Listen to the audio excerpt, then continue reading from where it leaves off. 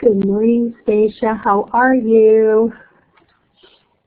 How's it going?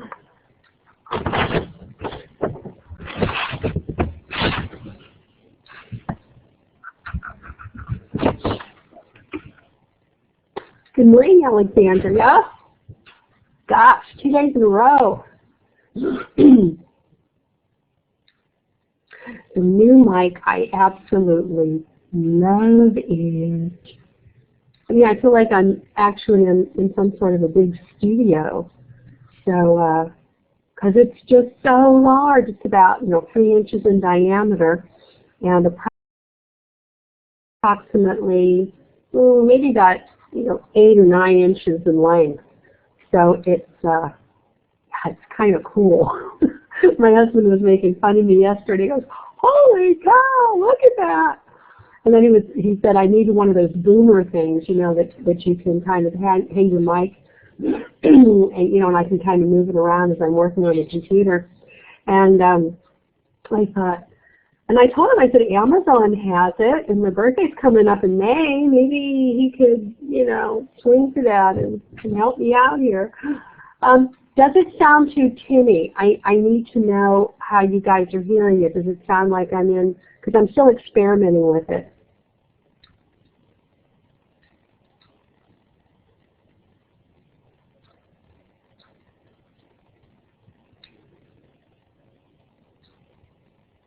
Oh, good. I'm glad it sounds normal.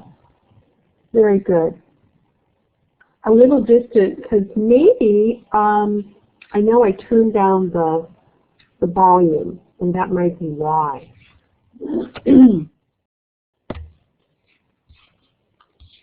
So maybe, you might need to turn yours up a little bit. Okay. When, Alexandria? When is your birthday in May? What's the date? The 18th. Wow. My husband really hates May because after Christmas he has to start saving his money, because May 3rd is our daughter's birthday, May 7th is my birthday, and May 22nd is our wedding anniversary. And this is the big 25th wedding anniversary coming up. So I told him he better really start saving an awful lot, because I'm going to expect an awful lot for that one. Thank you so much. Yeah, it is a triple hitter.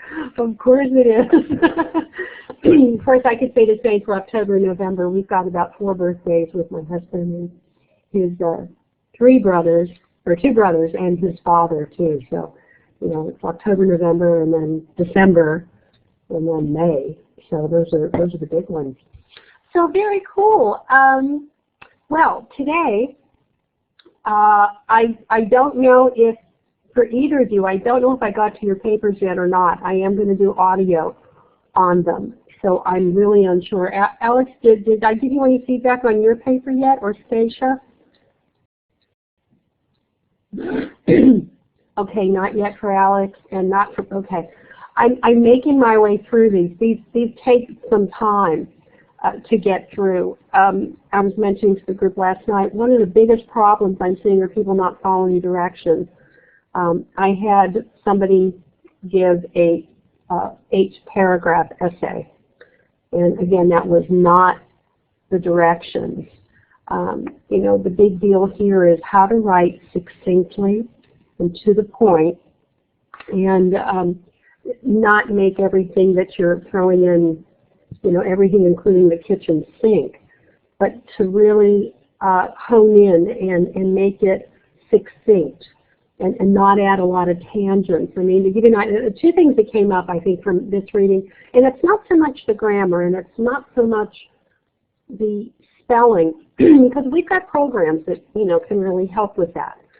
It's a matter of looking at the organization, which is really critical, because I can really tell who's really kind of looked at the logic in the organization, like an outline, because that's where it really helps with the logic, to somebody who just, really didn't give any thought to the logic. Excuse me. I see the doctor today. I am going to be coughing, so I just want to give you that warning.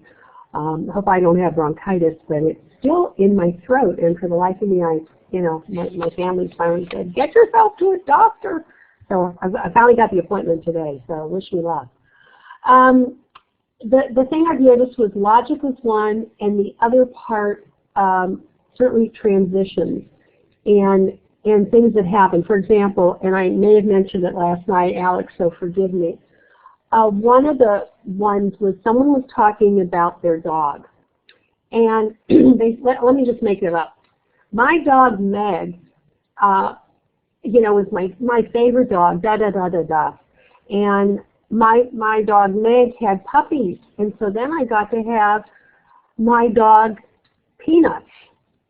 And Peanuts stayed with me, and then the person goes on describing Peanuts. And the part that's confusing, and you probably can tell immediately, is saying, okay, my dog, Meg, and now all of a sudden it's my dog, Peanuts. Wait a minute, this is confusing to the reader, because again, we're writing for the reader. We're not normally writing for us, because the person, you know, who's writing it knows the story. But when we write it for somebody else to understand, that really becomes a problem. I had another one that it was out of sequence. So that you know, I know what it was. A student wrote another piece, and I'm going to save these because I think these are really helpful to have people really understand the reasoning. One of the items that you went through was circular reasoning, and I think it was either chapter 9 or chapter 10 in the reading textbook. But circular reasoning is kind of like going around. So this person talked about, you know, the perfect day, and mentioning that, you know, the perfect day is, I don't want it snowing and raining. My perfect day is a damp day. And I'm looking at that. Okay, you can imagine being the reader, and you say rain. Okay, what does that mean? Wet, damp. And now your perfect day is a damp day. That negates what one has said before. So again, as a reader, that gets to be really confusing.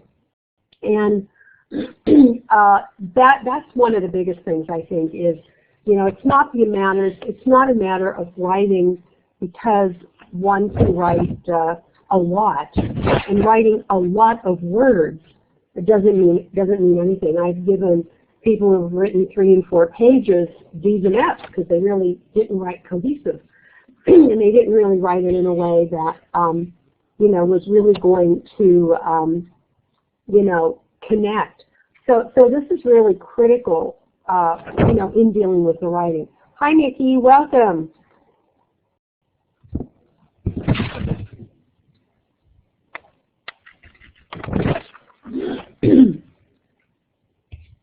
Nikki, can you hear us or hear me?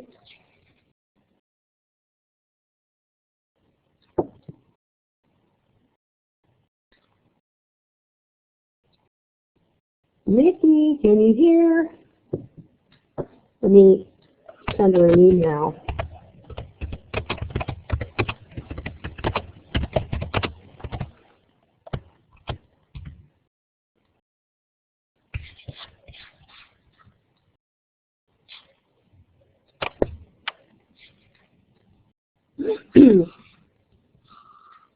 Nikki, can you hear?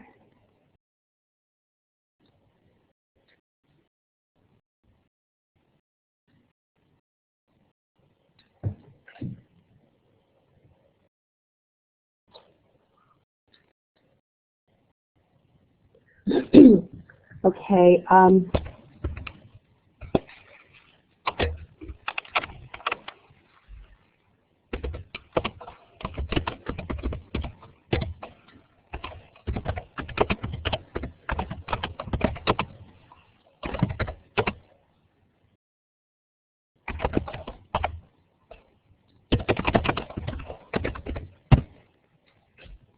Okay, hopefully that will that will work. Yeah, I'm not going to email. I'm just going to kind of do the tools menu. Hopefully she can she can get in on that. And maybe what I'll do is share. Let me just share everything here. So let me do that. I'm going to share desktop. And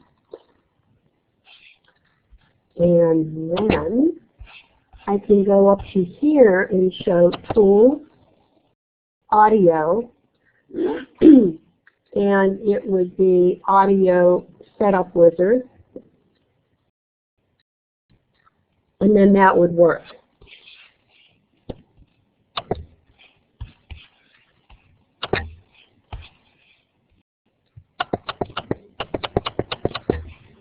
Yay, okay, Nikki, terrific. We're just talking about, and I don't think, did I get to your paper yet? Because I know I didn't for Alex or Stacia, and they're in the room. Did you get any feedback on Nikki from my paper? I mean, from your paper. I don't think I read your paper yet. So I'm just talking about that. One of the things with writing, and I think it's, writing is really complicated if we want to make it really clear. Here's a statement I'm going to write, because I don't think I've written it anywhere else. Let's see.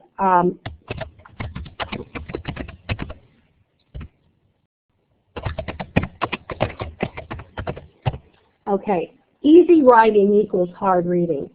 In other words, for people who just sit down and they start to write, without really thinking, and they just kind of say, okay, I'm just going to do this first heading and I'm going to do it, makes for hard reading. And one of the things that helped me tremendously as a writer was I had to write psychoeducation evaluations for the state of Vermont. And I was working with a psychologist. And one of the things that was really difficult was when I write up a report, I have to always remember this report can go into a court of law. So, for example, I was working with a person who was learning disabled. And that wasn't the first diagnosis. The initial diagnosis was totally something else for this young woman. I think she was about 44, 45. And there were a lot of things that were in the report. I had to make sure that my report was clear and concise. Because if it was brought into a court of law, it had to be clear so that other people could understand it, so the attorneys would be able to understand it.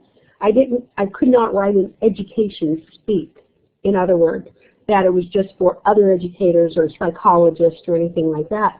I had to make it very clear that the average person would be able to understand it. That's really where I learned to do my writing. So easy writing equals hard reading, because sometimes you look at it and go, what do they mean? I'm not sure what this means. This can be taken a couple of different ways. You know what I mean, because I'm sure you've seen some of that kind of writing. Whereas if it was hard writing,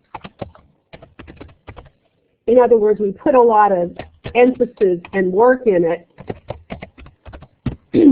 hard writing makes for easy reading. So if one spends a lot of time in rewording sentences, in looking at, like I mentioned the one about the rainy day and then it was damp, if that student would have caught, I think caught that, read it out loud. Lydia last night had a great thing. She had her 13-year-old son. She read her paper to her 13-year-old son, and I said, you can turn the tables. Have your 13-year-old son read your paper out loud to you. So this way you've got someone reading it, and you can hear any grammatical errors, and you can also hear, is the logic working? Sometimes with the paper, and they talked about that in the video, I love that video. I'm so glad that you guys are the first class to actually have that online. I've used it in my traditional classes, face-to-face, but they ended up only finding it at the end of last semester. But it's just a matter that a lot of stuff that we write can be cut, and we don't need all of that. So this is something to remember when you're really writing and dealing with the writing process. You're writing for an audience. That might be one person. When I write that psychoed evaluation, I'm taking the psychological information on the client, I'm taking the learning information on the client with all the assessments, all the tests that I have done, and I'm trying to make it simple so that when it goes into a court of law, in case it's subpoenaed and they need that document, that attorneys can look at it and really get a sense and understanding of what it's about, not with me using $3,000 words when a simple word would be worth it. All right, so it's not the matter of how much we write. It's a matter of how clearly we write. Okay? So if I had a choice between getting someone who is writing their 5 paragraphs clearly versus somebody who wrote 8 paragraphs on, you know, a lot of different stuff and on tangents, I prefer the clear writing. It's hard. It's really hard work. And it's a process. You're not going to get it all in this class. You're not going to get it all even in your 4 years when you transfer and graduate from a 4-year school. I can tell you. You know, I've been writing for a lot of years. I still learn and I still look at my emails and think, wow, how could I do that differently? What am I saying? You know, so when students have questions about my emails that I send out to everybody, oh, this wasn't clear. Like somebody said to me, I think I wrote the wrong date. And I was so glad. I was like, yeah, you caught it. I didn't know I did that. I always think that, you know, my powers of looking over my work are great. No, they're not. We all make mistakes. That's why it's always good to have another reader. That's why it's always good to have another set of eyes. And that's why I love it when my students can find those things, because it's like, yay, you're involved, you're looking, you're seeing, you know, all the kinds of things that are going on. So yay for you folks. Any questions about those statements? Easy writing equals hard reading, something to think about. Hard writing equals easy reading. Any comments?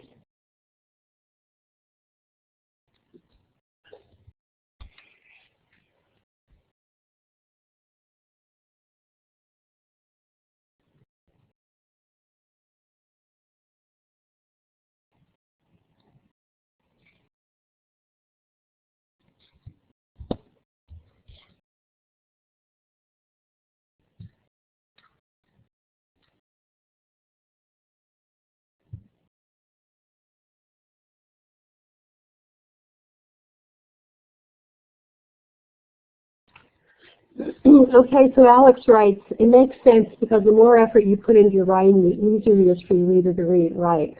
And sometimes we don't think about that. You know, we just want to get the writing done. It's an exercise. Got to get it done without thinking who's going to read it. and Stacia, too. I notice when I feel my most creative, I'll just write and write and write, but realize it wasn't clear. But it was clear to you, Stacia. That's another thing. If it's clear to you, that's okay. But if you're going to be sharing it with somebody else, it makes it, you've got to make it clear. For example, you know, I think I may have listed or talked about in one of my emails. Great. Yeah, it's so true. Paint a picture for the reader. The reader may not have experienced what you have experienced, Alex. You know, the reader doesn't have your schema, your experience. All right? You do. But it's like, how can you transfer that experience to another person who maybe doesn't have that experience? That's the excitement of reading. And that's also the excitement of writing, when you can really make it clear. The movie that's out now about, oh shoot, what's it called? The Playbook one? I don't know if anybody in the room has seen that one.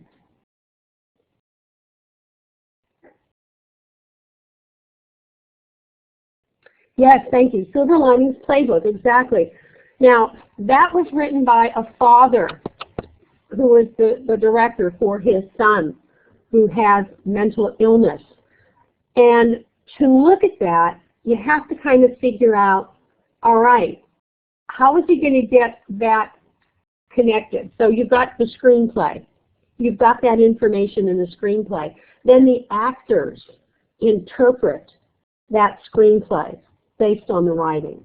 I mean, it's beautiful when you go and you look at a movie and you see actors, you know, kind of connecting with the words and so on. But think where it started. It started as an idea. For the Silver Linings Playbook, this started as someone's testimony for his son. And it may have started as a book that moved into a screenplay. And then you've got the actors doing the interpretation. I mean, that's really the beauty of the writing. If the writer wasn't clear about the mental illness aspect and wasn't clear about who these characters were, then it's not clear to the actors either. Then it becomes very difficult for them to try to figure out what it is. Even a piece of music. You know, when I hear certain music, for example, you know, I've never been a Johnny Cash. I mean, I'm not a country fan, right? But I am loving country. I found out one of the guys I went to college with actually wrote one of the songs for, oh shoot, what's her name now? Bonnie Raitt. And it was one of the ones that she made a lot of, you know, a lot of money on. And I'm thinking, wow, okay, you know, that's kind of cool. I can kind of get it. Yeah, painting the picture. Yeah, you know, and I think that's true, Nikki. It's a matter of that. Well, how much do I have to paint that it gets to be super, you know, too much information? But what can I say that other reader is going to understand it? You know, sometimes it really helps. That's why what I love, I think about classes, and I wish I would have had a chance to do it in this class. I tend to do it in my 16-week online, is we do peer reviews, and that's part of the course. That, let's say, Alex, you would have to do a peer review of Nikki's paper, and it's going to be required, and we can kind of throw that in, you know. But then I need to give more time for people then to clean up from the peer review to do their actual essay. So it's, you know, it was tough. I cannot do it in 6 weeks. You know, I cannot do it in 6 weeks. Yeah, you will do a lot of it in 101. But we did try to do this online, and I do it in the classroom for 99. But 6 weeks, you know, I feel like I'm playing beat the clock all the time, and I'm sure you guys are too, because I've really got to make sure that we get the 5 units in. Yeah, you do write a lot. You know, you have over 10,000 words you folks will produce in English 101, and some people have produced over that in this class. In 99, I've seen so many kinds. I mean, we've had a lot of activities, haven't we, with the journals, discussion posts, and responses to people, and also your activities, and so on. And it's been a lot that you've had an opportunity to write. And I'm hoping that Facebook or Twitter or any of the kinds of social media that you might use, that you'll be really clear. Twitter I love simply because I have to encapsulate in 100 and some words, or letters rather, what the message is if I want to provide a link. Is anybody in the room today? Is anybody a tweet?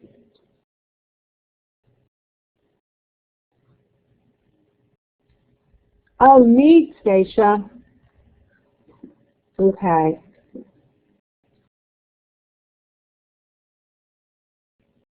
Okay.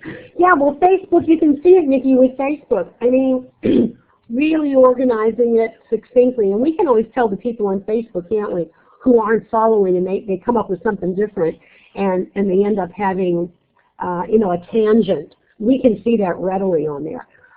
Twitter, yeah, I was on it this morning. I love, you know, Twitter, and it is just kind of fun.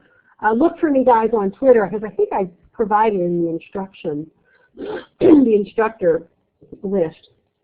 But if you want to look at it, it's BevVan1, and you can, you know, tweet me. I have a lot of different interests on there, a lot in sports, because I'm a sports nut, and today was college letter signing day, and I can see, you know, what high school students are going on to college football teams.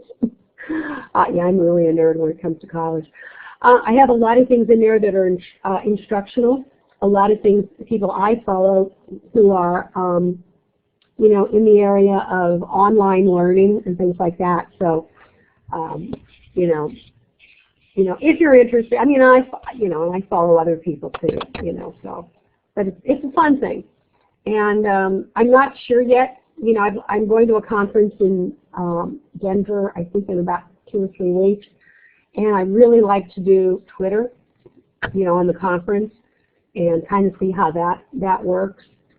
So, yeah, it's going to be kind of interesting. A lot of people were tweeting during the Super Bowl, and, you know, I followed Sports Illustrated, and I followed ESPN, and also, what was the other one? Oh, LA Times, with our person, you know, that deals with the LA Times. You know, and so I kind of want to know what they're thinking. And it is kind of fun. Yeah, they couldn't figure out what happened with the, you know, the blackout. Yeah, that was something. I think they're still trying to research that. That was not a good time.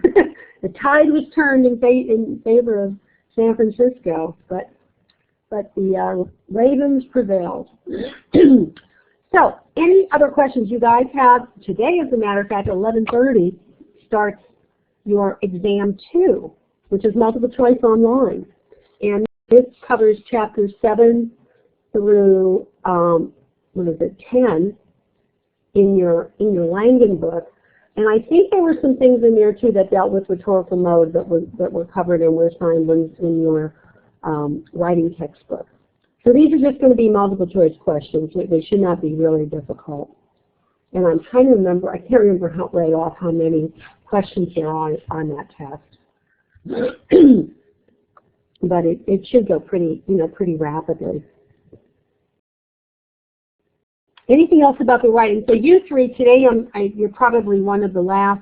I think I have about 7 left to grade. So you're probably in that group. So I am using the audio this time so that you'll get both. You'll get something that's written, so I can kind of highlight, you know, what's happening and what's going on, and you'll get some audio as well.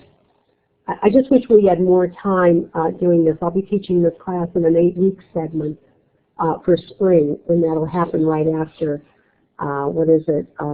spring break. So it'll be interesting. I think 8 weeks is going to work probably better. 6 weeks online is really difficult, and I'm going to try to ask my dean to make sure we can do it as an 8-week class. Summer session is 6 weeks. Usually, but there are some courses in business that I know are 8 weeks long. So, you know, you'd have to check when that becomes available. But there are some that are, a lot of English classes are 6 weeks, but there are some other classes that are 8 weeks.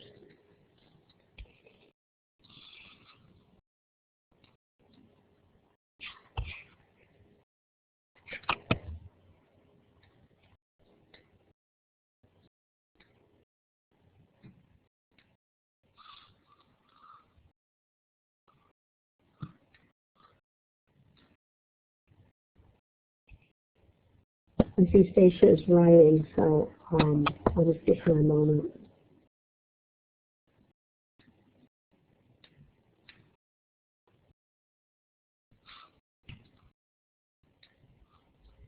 While she's writing, does anybody have any questions about the final? The final opens up Thursday at the testing center. That's the final essay one, where you show up in person. And that one, tomorrow is the only one that's going to be long, you know. Okay, Alexander, no, hold on. Yeah, okay, that's the final for BACA. Yeah, it's the BACA, but also the essay questions that I needed to make complete sentences. I was using more of a cloud writing. Okay.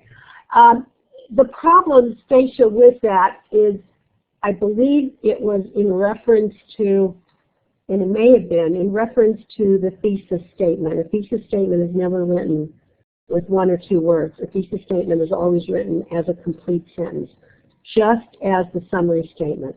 Even in an outline, those are written completely as complete sentences. It's okay to do the others as being partial, but a thesis statement or thesis sentence has to be a complete sentence. You know, and yeah, and they will. As a matter of fact, in English 101, it's going to be a lot more involved. You will have faculty who will want a sentence for every single support. There are faculty who will want complete sentence outlines for everything. And you cannot go further.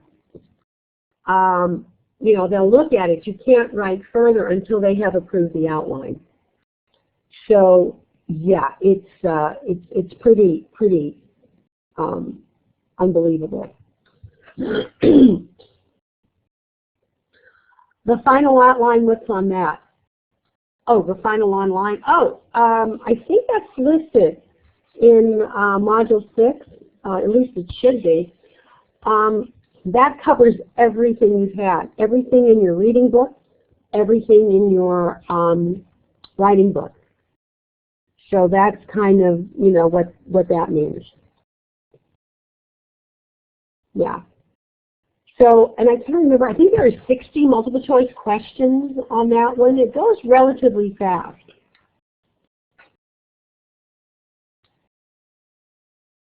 Exactly, Alex, exactly, like exam 1 and 2 together. Yeah, there were some things on exam 2 that I think I left out, and I can't remember what they were, and I'm just trying to remember if it was propaganda, or was it the reasoning, something that I couldn't fit into exam 2 that I ended up putting into the final. So it was chapters 9 and 10. There are some parts of it I was able to smuggle into exam 2, but I left a lot of it for the final exam. One word I want to mention that's important, and this is just a review of chapter 1, and with all the information in chapter 1. They had words like schema, they had words like metacognition. Schema is your knowledge, your experience, and that's what you want to try to present to your reader. But also when we read a textbook, like with Baca, when I first read it, I had absolutely no experience. I had no schema in understanding what it was like to be a little boy living in estancia in New Mexico, even though my husband's from Albuquerque.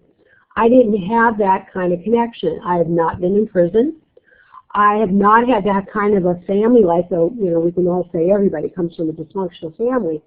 But I didn't have the kinds of experiences he had. However, because of me reading it, I gained schema in understanding how he understood his life.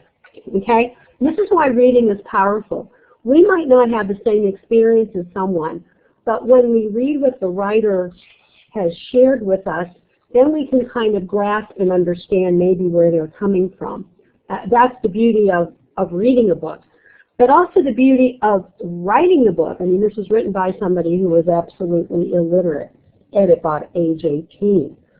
And then wrote this book much later after he gained schema in really understanding and learning. And it set up matter of fact, the proceeds of his books go to help set up educational resources in prisons for other prisoners who may be illiterate. Because if you look at the population, and I did research after that, a lot of them have it between a 3rd and 4th grade reading level. And so what Baca has done now was a matter to say, you know what, this is what I can do, is to really help others to get that reading level up. I mean, there are prisoners now who have completed degrees, who have helped themselves and helped other people within the system.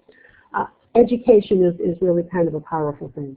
The next word was metacognition, and I want to explain that. Metacognition is, hopefully you've seen it on Turnitin, and you look at a word, shall I use this word? Shall I use this word or that word? T-W-O, T-O-O, or T-O. And you catch it and it's highlighted. You go, oh yeah, I knew the difference. Why did I write that versus, something else? That's metacognition. Metacognition is like, if you can think of a policeman or a judge that's coming out of your mind that says, that's not spelt right, or that doesn't look right to me. That's your metacognition working. You control, how you're processing information. You control it. It's the one that really kind of helps you look at that information and say, something's not right there. So it's a psychological term. It's used in neuropsych an awful lot. And it's one of those things that we use, the cognates of everything around our brain that we use to understand maybe a piece of reading. And meta means many. And so we use everything that we have that we can really pull it together to try to maybe understand what an author is saying, even though we didn't experience it. But we can also look at when something's spelled wrong. And that's our metacognition talking and telling us, what's going on. Also, metacognition is helpful. Let's say you read a page, and you come to the bottom of the page, and you go, you know what? I don't know what the heck I just read. And we all have done that. We might be too tired. and we just can't focus. You know, maybe we had an upsetting day at work. There are things that can prevent us from really grasping the information. So metacognition is really that particular force that we each have in our minds that will say, stop right now, you're not ready to study this stuff. So I want you to know what that is, what metacognition is and what schema is. And again, that's going back to chapter 1. And I believe in chapter 1 in the module, they had a lot of different information.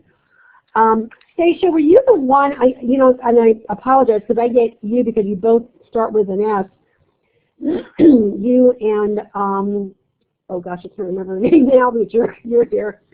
Oh, Chanel. I get you both too confused. Yes, thank you, Stacia. I get you guys confused.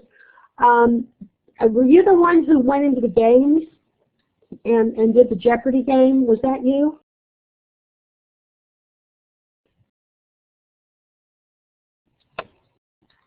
So you did the Jeopardy game. Okay, great. Those games are really helpful, and you'll see that throughout the modules.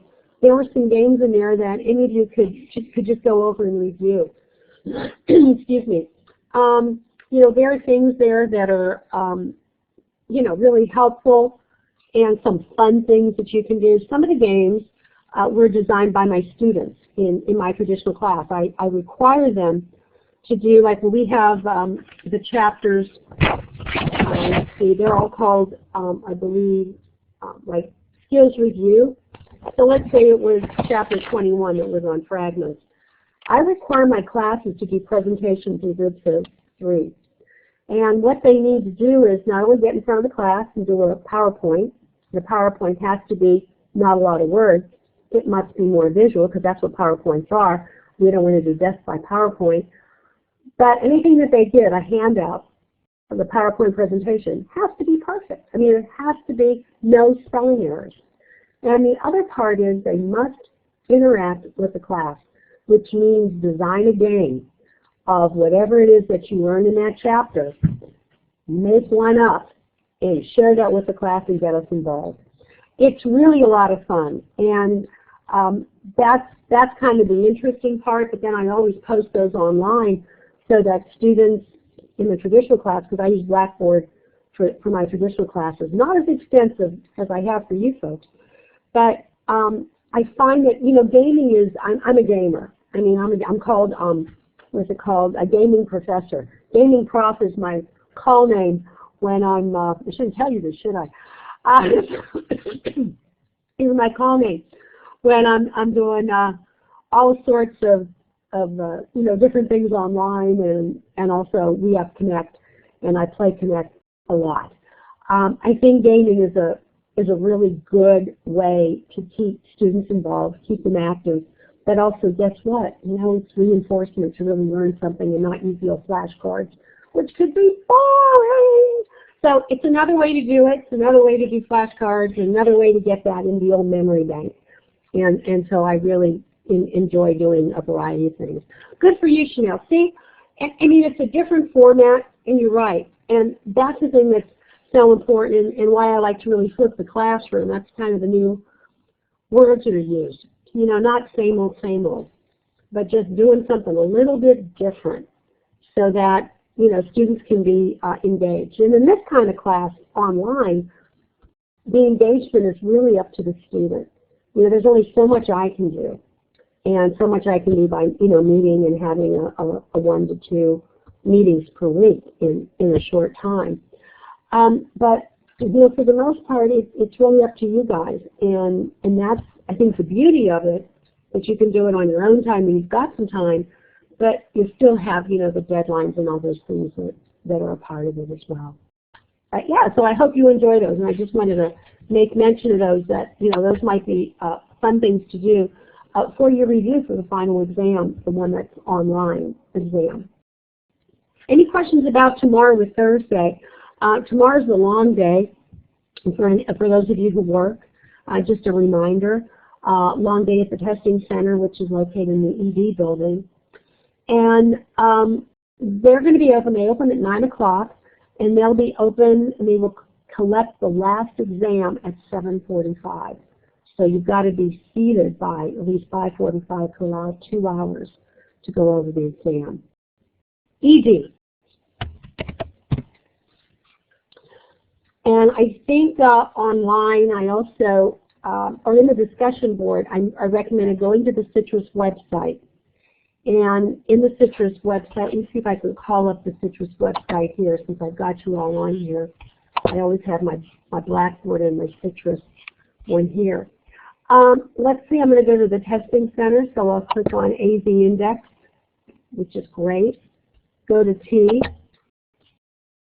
and go to Testing Center right here.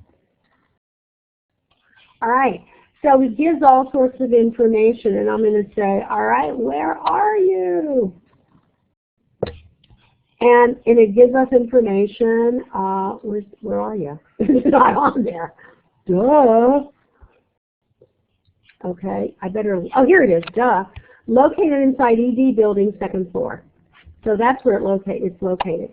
But what if you don't know where it is? Go back to the testing center, go back to AZ rather, and look for M. Let's see if we've got a college map here. Map of campus. Okay, so you can click on the map of campus. We don't want the directory, we just want campus map. So over here is campus map. So you can go onto the campus map, and it should, why isn't it working? Huh. Well, I don't know why that's not working. I do not have a clue.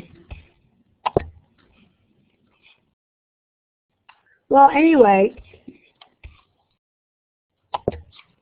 yeah, it is next to the daycare. Yay, Stacia, thank you. Okay, you have to click the first one, all right. So let me click what Stacia has and see if it'll work for me. It might not, you know, it might not because, oh gosh, it's working. Oh, please, how cool is this? Oh, but it opened up a different browser for me. So it's opened up for me Internet Explorer, loading error, okay. So let me get out of Internet Explorer. All right. So definitely, so that would help. Monica, hi. How are you? Can you hear us?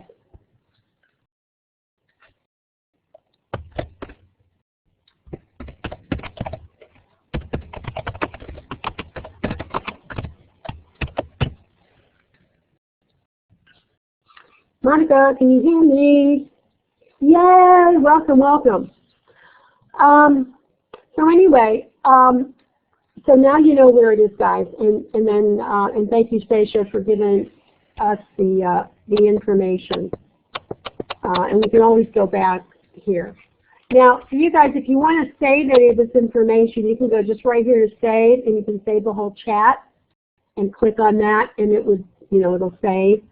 I don't usually do a lot of stuff on the whiteboard, but you know, this was just to kind of get us going on what we were doing here. Yeah, I have the final exam. I was just seeing if anybody had any other questions in the discussion board.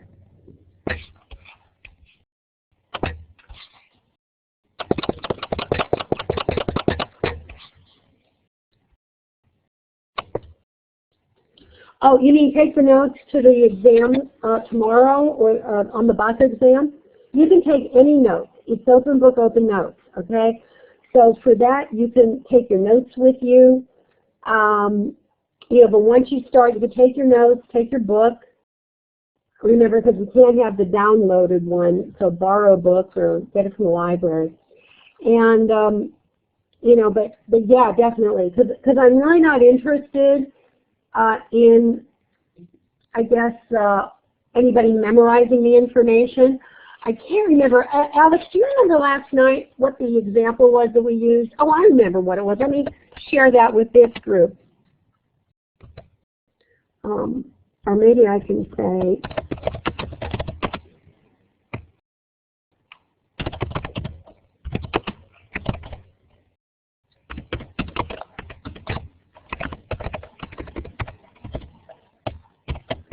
It was something like that, wasn't it, Alex?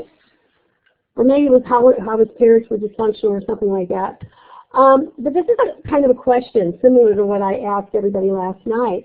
And, you know, so let's say that was your essay. That was one of the essay questions that you had to choose from.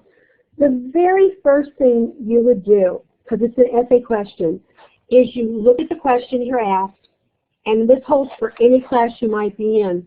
You start off and reword it.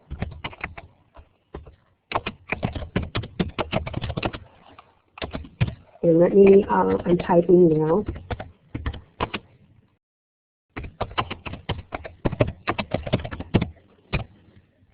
There. You reword it to say, Baca's family was dysfunctional in 3 ways. Now you're going to be writing a really clear, concise paragraph. Because why? Because you're starting your question by you're starting your paragraph by restating what the question is. Don't just start and say, you know, first, his dad was blah, blah, blah, his dad was an alcoholic and this was difficult. No, set it up. Baca's family was dysfunctional in 3 ways. First, comma.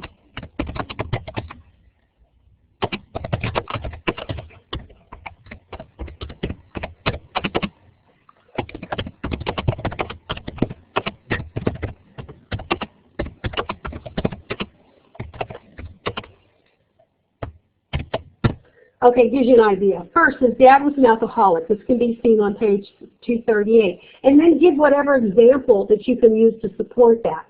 Okay?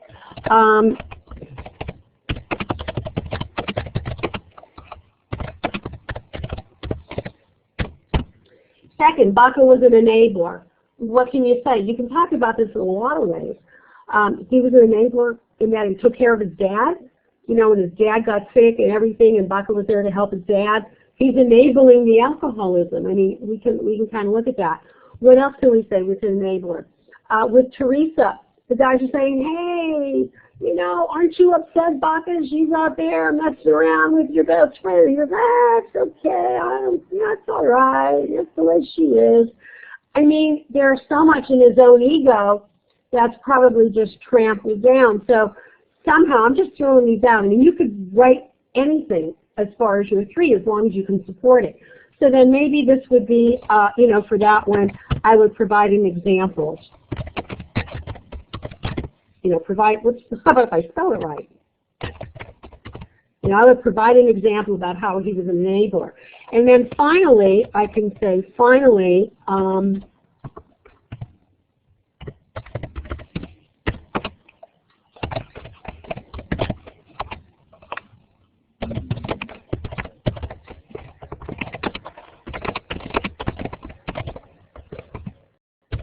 okay, maybe finally another thing that was dysfunctional, Cecilia's ashamed of her heritage. I mean, that's so important because if you think about who we are as people, who we came from as far as our parents, to deny one's heritage is really to deny the very core of one's being, all right? She was ashamed of being a Latina. So much so when she marries Richard, who's a white guy, it's kind of like, oh good, I can get into this other culture, you know, with the white guy. You know, I could be saved. And she was ashamed of her kids, you know, so there's so much going on in there when we really can look at it. So if it's a question, even if it's for a history class, look at what the question is. Start off rewording that question and organize in some way. If it's going to be narrative, if it's going to be cause and effect, this is where your rhetorical modes come in handy for you, okay? So this is where the mode, you know, would happen in this particular, you know, kind of situation. So does that make sense? Anybody? Okay.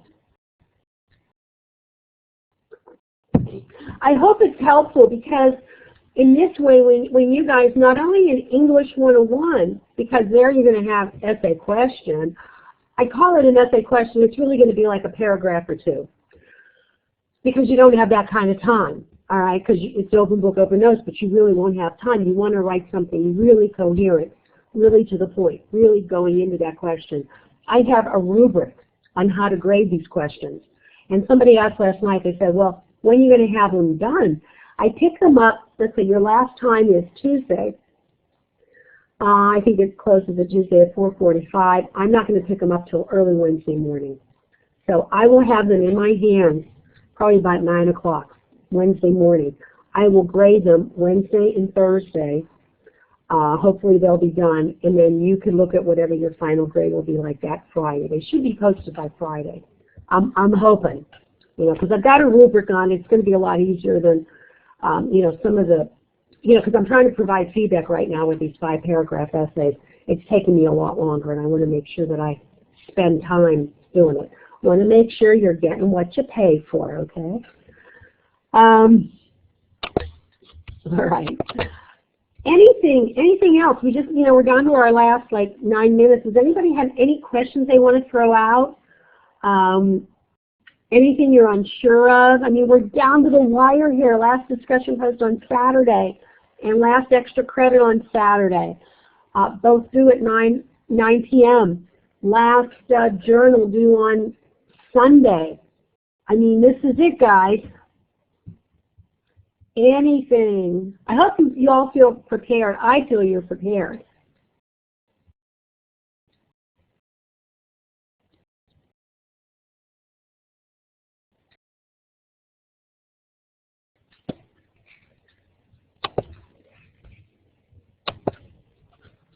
Okay.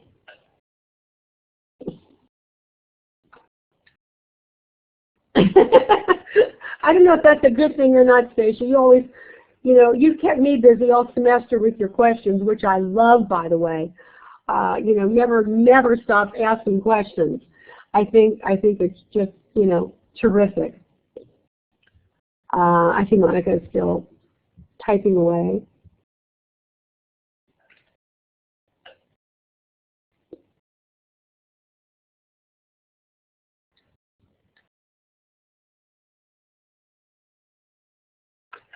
You mean the test for tomorrow, and the essay, the Baca one?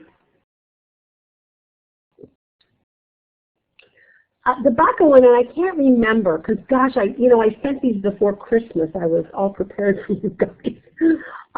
My final exam was done before Christmas. I think there are either 3 or 4 questions. And if there are 4, then I think you get to select 3 of them. If there are 3, then you get to select 2 of them. I can't remember which.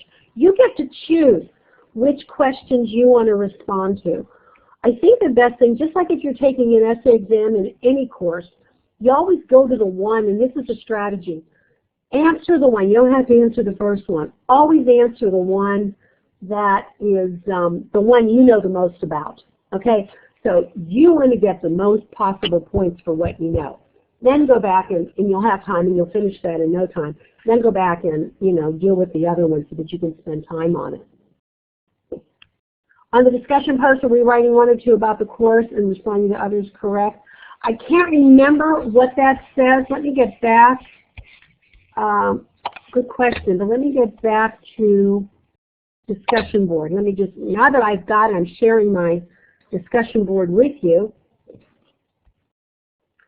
Okay, the question says, this is the last one, using all of the new and refined academic writing skills developed in the class, explaining what you've learned about academic writing. In other words, what have you learned about your writing?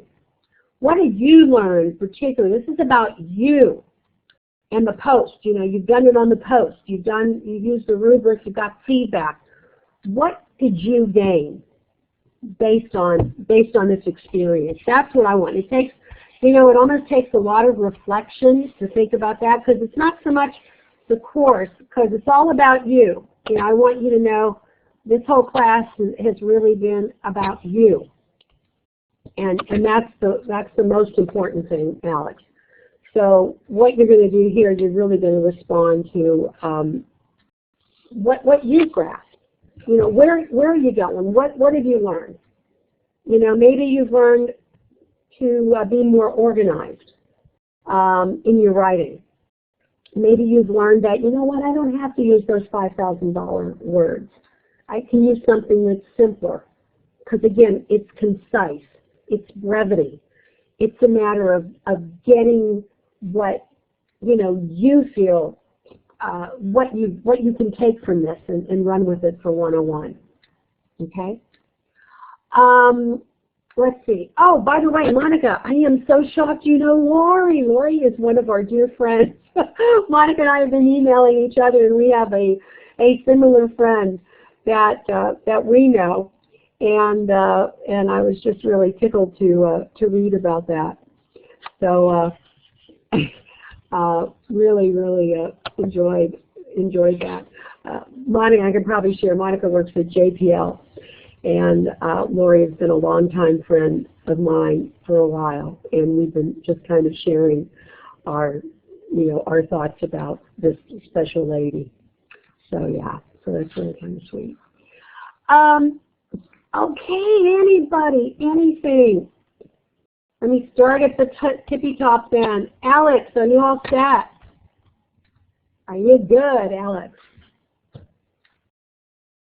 Okay, and Monica, how about you?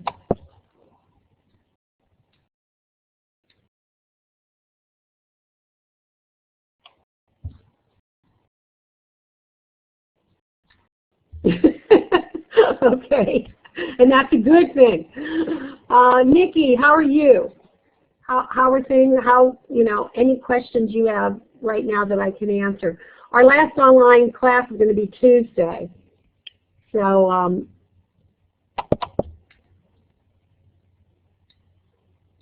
okay, great. And Stacia, how about you?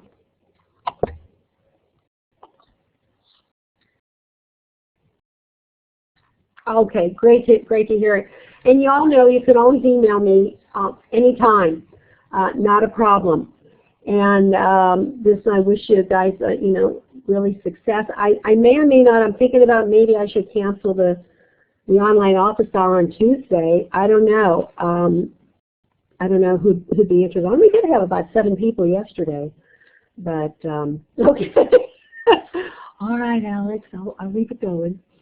You and I may be the only 2 in there, but that's okay. Okay, everybody, have a really good week. Okay, enjoy. And for those of you who haven't gotten your, that would be a good one, Alex. And those of you who I haven't gotten to your papers yet, just be patient with me. I will get to it today. Okay, I promise. Okay, good luck, everybody. Bye-bye.